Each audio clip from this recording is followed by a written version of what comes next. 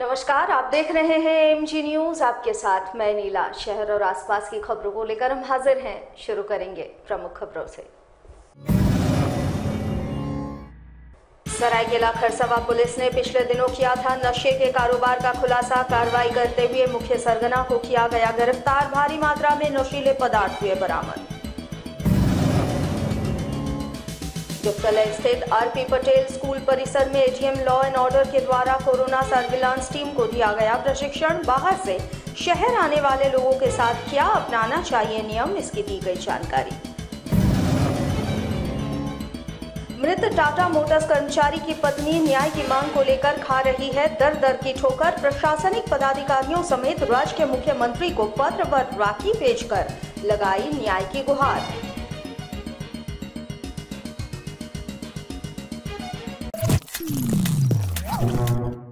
अब खबरें विस्तार से। सरायकेला खरसवा पुलिस ने बीते 14 और 15 जून को खरसवा थाना अंतर्गत पदमपुर गांव से व्यापक पैमाने पर हो रहे अवैध अफीम, डोडा, विदेशी शराब और प्रतिबंधित बिस्किट मामले का खुलासा किया था, जिसमें करोड़ों रुपए के अफीम और नशीले पदार्थ बरामद किए गए हैं। वैसे पुलिस ने उस मामले में 7 लोगों को गिरफ्तार कर न्यायिक हिरासत में भेज दिया था। इसका मुख्य सरगना लोकेश केसरी भागने में सफल रहा, जिसके गिरफ्तारी को लेकर पुलिस लगातार छापेमारी में जुटी हुई थी। वहीं एक बार फिर से पुलिस ने गुप्त सूचना के आधार पर कार्रवाई करते हुए खूंटी जिले के जरियागढ़ थाना क्षेत्र से लोकेश केसरी को गिरफ्तार कर लिया, जिसे आज न्यायिक हिरासत में भेज दिया गया। पुलिस ने बताया कि लोकेश केसरी ने अपनी संलिप्तता स्वीकार कर ली है। इस संबंध में सरायकेला एसडीपीओ राकेश रंजन ने बताया कि गिरफ्तार सरगना का पूर्व में भी आपराधिक इतिहास रहा है। उन्होंने बताया कि लोकेश केसरी के पास से एक जियो कंपनी का मोबाइल बरामद किया गया है। साथ ही लोकेश ने अपने स्वीकारोक्ति बयान में पुलिस के समक्ष कई अहम राज खोले हैं, जिसकी जांच की जा रही है।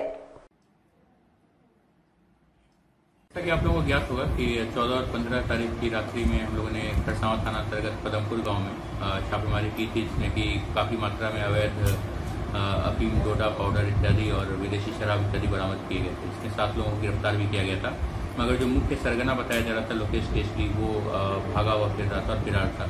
उसको पकड़ने के लिए हम लोग लगातार खरसावा थाना प्रभारी के नेतृत्व में छापामारी कर रहे थे टीम बनाकर, और अंततः में जो है 28-29 तारीख के बीच की रात में सफलता मिली है और हमने जो है सो लोकेश केसरी को गिरफ्तार किया।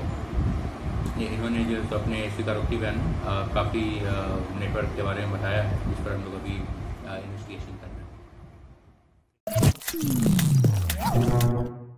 कोरोना महामारी को देखते हुए जुगतलाई स्थित आरपी पटेल स्कूल परिसर में एडीएम लॉ एंड ऑर्डर के द्वारा सर्विलांस टीम को विशेष प्रशिक्षण दिया गया।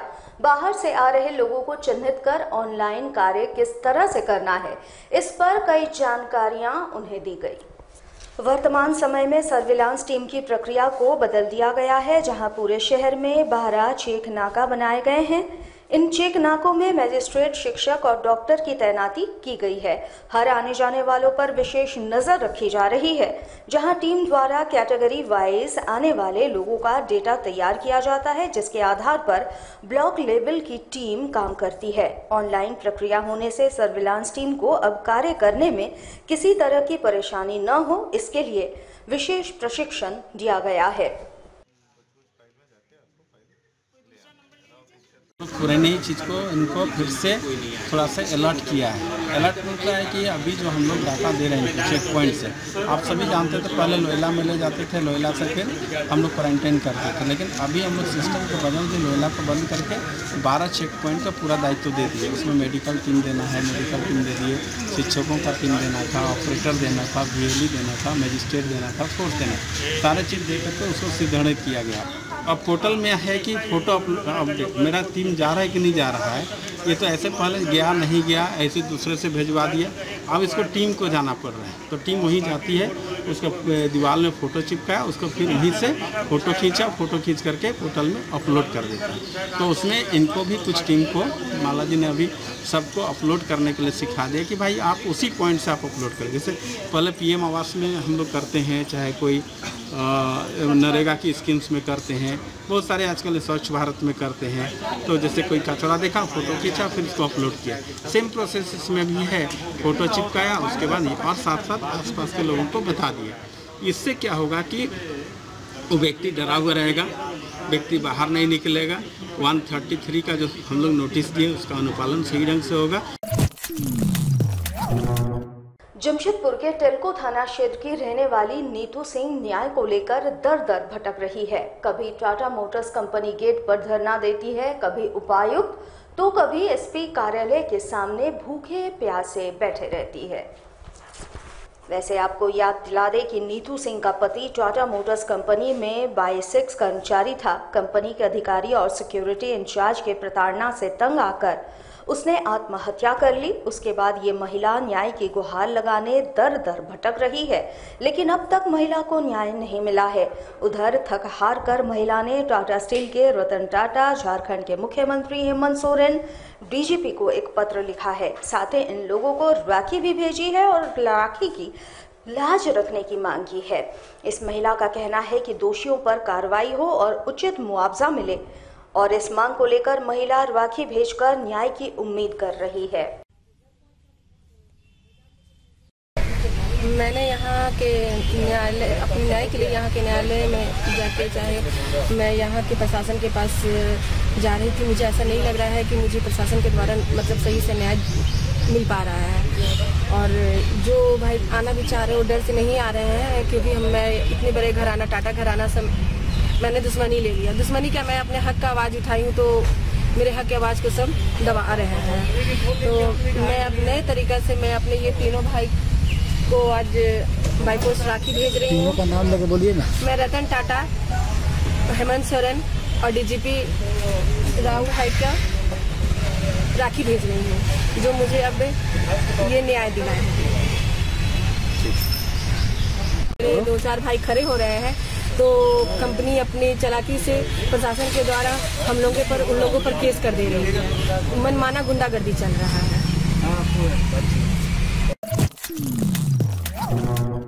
जमशेदपुर के जोगसलई एमी स्कूल रोड स्थित बालक मध्य विद्यालय की प्राचार्या पर स्थानीय लोगों ने कई गंभीर आरोप लगाते हुए स्कूल के समक्ष प्रदर्शन किया। साथ ही इस संबंध में जिला प्रशासन से मांग की है कि जल्द से जल्द इन पर कठोर कार्रवाई की जाए। स्थानीय लोगों का आरोप है कि स्कूल की प्राचार्या प्रतिमा तिर्की द्वारा स्कूल के कबाड़ को बिना किसी की अनुमति के बेच दिया जा रहा है। बिना कोटेशन के स्कूल में सारे कार्य किए जा रहे हैं। साथ ही उन्होंने आरोप लगाया कि शौचालय में मेंटेनेंस के लिए जो पैसों का आवंटन होता है उस पर बंदरबाट कर लिया जाता है। बता दें, हर सरकारी स्कूल में एक कमेटी के तहत स्कूल का संचालन किया जाता है, जिस कमेटी में बच्चों के अभिभावक किसी न किसी पद पर रहते हैं। पर स्थानीय लोगों का आरोप है कि क्षेत्र के जनप्रतिनिधि गणेश रजक को बेवजह उनके पद से हटाया गया ताकि स्कूल के उत्थान के लिए मिलने वाली राशि पर बंदरबाट रुक सके। इसलिए हो रहा है कि स्कूल में कार्य जो हो रहा है उसमें कोई कोटेशन लिया नहीं जा रहा है, बगैर कोटेशन का काम हो रहा। प्लस जो सस्ता वाला काम है, सस्ता को महंगा में लिया जा रहा है और सरकार को महंगा शो कर रहा है, जबकि वो काम उससे भी सस्ता में हो सकता है और अच्छा हो सकता है, जिसके जरिए बस्ती वाला को पता नहीं चल रहा है। शौचालय रोटरी क्लब द्वारा बनाया गया है, लेकिन सरकार फंड के द्वारा एसएमसी से खर्चा पास होता है साफ़ सफाई के लिए, जहां आप जाके चेक कर सकते हैं, उसमें साफ़ सफाई नहीं हुआ है। बंदरबाट हो रहा है, 100% बंदरबाट हो रहा है। लोहा बिक्री तो बहुत सारे हुए हैं, लेकिन जो हो चुके हैं अब क्या बताया जाए। देखिए पार्किंग दिया जा रहा था, पार्किंग मैंने बंद करवाया है, इसलिए कि बस्ती वालों को कुछ मदद चाहिए होता है तो उसके लिए पार्किंग नहीं खुलता है। लेकिन जहाँ महेश्वरी मंडल और शिव मंदिर का बात आता है तो पैसा लेके पार्किंग खोला जाता है। वहीं दूसरी तरफ स्कूल की प्राचार्या प्रतिमा तिर्की ने बताया कि उन पर लगाए जा रहे सारे आरोप बेबुनियाद हैं। उन्होंने कहा कि हर सरकारी स्कूल की एक एसएमसी कमेटी होती है, सारे निर्णय कमेटी के जरिए लिए जाते हैं। गणेश रजक द्वारा लगाए गए जितने भी एलिगेशन है, आरोप है, वो सरासर गलत है। मैं स्कूल की प्रधान अध्यापिका हूँ, लेकिन स्कूल सिर्फ मेरे अकेले के चलाने से नहीं चलता है। एसएमसी है, स्कूल मैनेजिंग कमेटी है बालक मध्य विद्यालय का, और जो भी डिसीजन लिया जाता है वो एसएमसी के द्वारा ही पारित होता है। इनके द्वारा जो भी लगाया गया आरोप है वो बिल्कुल बेबुनियाद है। जमशेदपुर में विगत 3 माह से टेंट, साउंड, कलाकार एवं बैंड पार्टी के व्यापार से जुड़े लोग एवं उनके कर्मचारी लॉकडाउन के कारण अपने व्यापार को बंद रखे हुए हैं। सोमवार को भाजपा नेता अभय सिंह के नेतृत्व में सभी ने जिले के उपायुक्त के साथ मुलाकात की, साथ ही शर्तों के आधार पर इनके व्यापार को शुरू करवाए जाने की मांग की। गौरतलब हो कि देश भर में केंद्र सरकार ने वर्तमान समय में अनलॉक 1 शुरू किया है और इस समय अवधि में कई व्यापार को शर्तों के आधार पर शुरू करवाया गया है। ऐसे में शादी विवाह के समारोह को भी शर्तों के तहत छूट दी गई है, लेकिन इन समारोह में आयोजित होने वाले पार्टी के लिए अब भी झारखंड राज्य में छूट नहीं है। ऐसे में इस तरह के समारोह के आयोजन से चलने वाले व्यापार भी ठप पड़े हैं और इनसे जुड़े लोगों के समक्ष भुखमरी की स्थिति उत्पन्न हो गई है। जिले के उपायुक्त से मुलाकात कर इन्होंने छोटे मैदानों में 200 और बड़े मैदानों में 400 लोगों के साथ शादी तथा अन्य समारोह के आयोजन की छूट देने की मांग उठाई है, ताकि इन पर आश्रित लोग भी जीवन यापन कर सके। ये सभी गरीब तबके के लोग हैं, टेंट वाले हैं, माइक वाले हैं, बाजा वाले हैं, फूल वाले हैं। इन लोगों की त्रासदी है कि 4 महीने से लगातार कोरोना वैश्विक महामारी से अगर सबसे ज्यादा इफेक्ट और डिफेक्ट दोनों अगर कोई हुआ है तो वह यही वर्ग के लोग हुए। जो भी नियम बना है हम उसका स्वागत करते हैं कोरोना को लेकर, लेकिन आज जिस प्रकार की परिस्थिति का निर्माण हो गया कि लोगों को धीरे धीरे डील देना होगा। अब लीगल मैदान में 50 लोगों की पार्टी शोभा नहीं देगा, काशीडी के बड़े मैदान में 50 लोगों की पार्टी शोभा नहीं देगा। तो हमें तय करना है कि किस जगह में पंडाल लगाया जा रहा है, कितने बड़े लगाया जा रहा है, हम कितने लोगों के अलाउ करें। और हमने कहा कि अगर आप इस पे थोड़ा डील देना शुरू करेंगे धीरे धीरे, तो सैनिटाइजर व्यवस्था सारे पहलुओं का एक सशर्त आप उसका निर्माण करें और उस पे लोग चलने को तैयार है। टेंट वाले भी चलेंगे, माइक वाले भी चलेंगे, गाड़ी वाले भी चलेंगे, फूल वाले भी चलेंगे, और कुर्सी लगाने वाले भी चलेंगे, ठेला लगाने वाले चलेंगे, गोलगप्पा बेचने वाले भी चलेंगे। कोरोना की इस वैश्विक महामारी में सब कुछ लॉक हो चुका है। वहीं शादी विवाह और पूजा पाठ भी बंद था। उधर सरकार के आदेश अनुसार शादी विवाह पुनः शुरू हो चुका है, लेकिन इस विवाह में लोगों की संख्या कम हो गई। सोशल डिस्टेंस और मास्क का उपयोग करना होगा। जोगसलाई के विधायक मंगल कालिंदी ने साक्षी के शिव मंदिर में सामूहिक विवाह कार्यक्रम का आयोजन किया, जिसमें 3 जोड़े युवक एवं युवतियों की शादी करवाई गई। वैसे इस शादी समारोह में कन्यादान का फर्ज खुद विधायक मंगल कालिंदी ने अदा किया। वहीं हिंदू रीति रिवाज से और धूमधाम से 3 जोड़े युवक एवं युवतियों की शादी करवाई गई।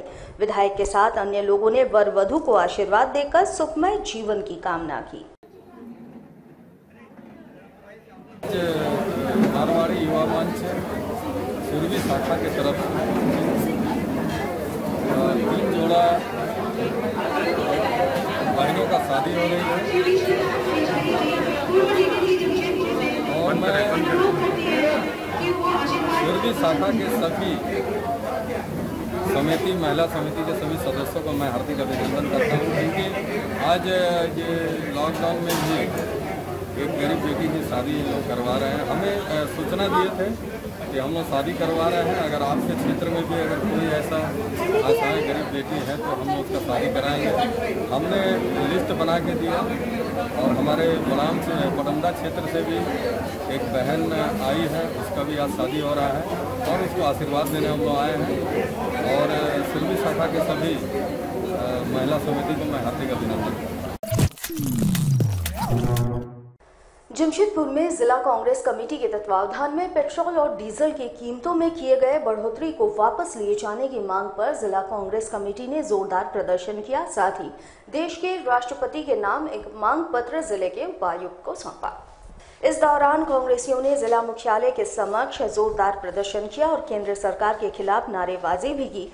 कांग्रेस जिलाध्यक्ष ने कहा कि बेवजह केंद्र सरकार लगातार टैक्स में बढ़ोतरी कर रही है और इस वक्त देशवासी कोरोना महामारी से त्रस्त हैं। ऐसे में लोगों के रोजगार का साधन भी बंद हो रहे हैं और ऊपर से पेट्रोल डीजल के दामों में बेतहाशा वृद्धि से आम जनमानस परेशान हो चुकी है और ये आर्थिक बोझ उनमें सहने की ताकत नहीं है।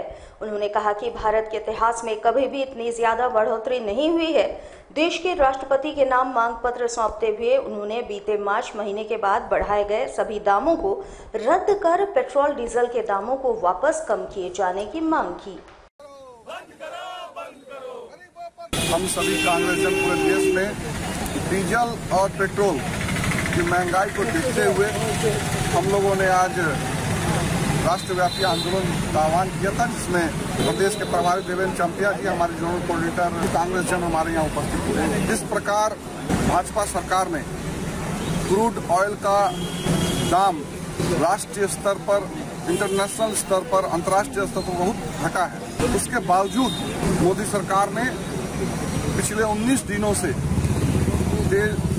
डीजल और पेट्रोल दोनों का दाम बेतहाशा वृद्धि।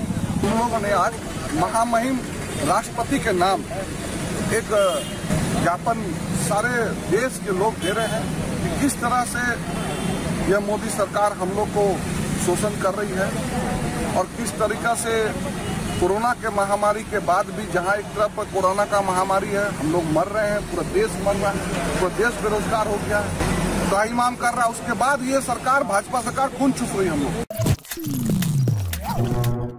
जमशेदपुर के पटमदा के कासकर पंचायत में गेंगाड़ा स्कूल में आम सभा का आयोजन किया गया, जिसमें जमींदाताओं का आरोप है कि बिना ग्राम सभा किए हुए ही साइकिल पार्किंग के निर्माण कार्य में स्कूल के अध्यक्ष को ही काम करने की अनुमति दी गई है। वैसे 3 साल पूर्व ग्राम सभा में निर्णय लिया गया था कि स्कूल संबंधित कोई भी डेवलपमेंट कार्यों में जमींदाताओं को प्राथमिकता दी जाएगी, उसके बाद ही कोई कार्य कर सकता है। इसकी स्वीकृति ग्राम सभा के माध्यम से किया गया था, जिसको लेकर जमींदाताओं ने साइकिल पार्किंग के कार्य को रुकवाकर बैठक बुलाया। बैठक में निर्णय लिया गया कि सर्वप्रथम स्कूल संबंधित कोई भी कार्य होगा तो जमींदाताओं को प्राथमिकता दी जाएगी। दूसरी ओर ये भी निर्णय लिया गया कि जमींदाता स्वर्गीय जगबंधु का स्कूल में मूर्ति स्थापित की जाए। का बैठक गेंगाड़ा आम सभा द्वारा बुलाया गया। इस बैठक में हमारे स्कूल के विकास कार्य को जो परिचालन होता था उसके बारे बैठक बुलाई गई। इस बैठक के उपस्थित सज्जनों ने ये निर्णय लिया कि आगामी दिन जो विकास कार्य आएंगे उसका परिचालन आज निर्णय होगा और वो जो विद्यालय परिसर का जमीन डोनर है वो डोनर को प्राथमिकता दिया जाएगा। यही विचार आज हुआ, तो उसी के लिए तो आज हम लोग आम सभा बुलाए हैं। हमारे गेंगाड़ा ग्राम सभा के प्रधान श्री जनार्दन सिंह जी द्वारा उनकी अध्यक्षता में वही सुझाव के लिए बैठक बुलाया गया है और इस सुझाव में वही आया कि जमींदाता जो परिवार है उसको इस विद्यालय परिसर में उसको प्राथमिकता दिया जाए। जमशेदपुर विश्वकर्मा समाज के द्वारा समाज की ही एक महिला की पुण्यतिथि के मौके पर परसोडी क्षेत्र के करीब बच्चों के बीच पाठ्य सामग्री का वितरण किया गया। समाज के अध्यक्ष ने कहा कि वैश्विक महामारी के दौरान समाज के गरीब तबके के लोग सबसे ज्यादा परेशान हुए हैं। ऐसे में कई छात्रों के पास पाठ्य सामग्री भी उपलब्ध नहीं हो रही है। ऐसे में समाज के द्वारा इस बात को समझते हुए परसोडी क्षेत्र के 150 गरीब छात्रों के बीच पाठ्य सामग्री का वितरण किया गया। वैश्विक महामारी को देखते हुए श्रीमती आशा ठाकुर अपने पूज्य सासू माँ के पुण्यतिथि के अवसर पर जमशेदपुर विश्वकर्मा समाज को उन्होंने 11,500 रुपये का अनुदान के रूप में प्रदान की और उस अनुदान के पैसे से कॉपी, पेंसिल बॉक्स, कलम खरीदा गया, जिसमें परसोडी क्षेत्र को हम लोग चयन किए। इस क्षेत्र में ज़्यादातर से ज़रूरतमंद लोग हैं, वैसे बच्चों को हम लोग बुला करके यहाँ एक कार्यक्रम के लिए निश्चय किया था। तो आज यहाँ देख रहे हैं कि इस काली मंदिर, दुर्गा मंदिर के पास में परसोडी क्षेत्र के अलावे सभी जाति के लोग के बच्चे यहाँ पर उपस्थित हुए और लगभग 150 बच्चों को हम लोगों ने इन्हें 4 कॉपी, पेंसिल बॉक्स, रबड़, कलम ये सब उपलब्ध करवाए। हमारे साथ लगातार जुड़े रहने के लिए आप हमें YouTube पर जरूर सब्सक्राइब करें। आज के लिए बस इतना ही। कल आपसे फिर मिलेंगे कुछ नई खबरों के साथ। तब तक के लिए AMG न्यूज की पूरी टीम को दीजिए इजाजत। नमस्कार।